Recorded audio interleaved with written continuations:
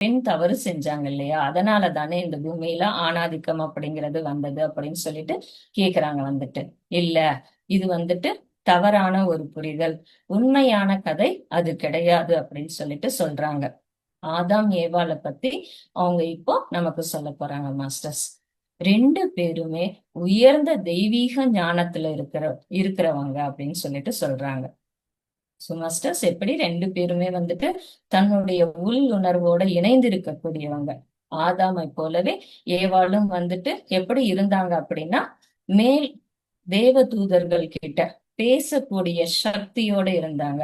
அப்படின்னா அவங்களுக்கு எவ்வளவு உள்ளுணர்வு இருக்கும், எவ்வளவு ஞானம் இருக்கும், எவ்வளவு சக்தி இருக்குன்றத நீங்க யோசனை பண்ணி பாருங்க மாஸ்டர்ஸ். ரெண்டு பேருமே என்லைட்டட் மாஸ்டர்ஸ். அப்படி இருக்கும் போது எப்படி அவங்க சாப்பிடுவாங்க அப்படின்னு சொல்லிட்டு கேக்குறாங்க.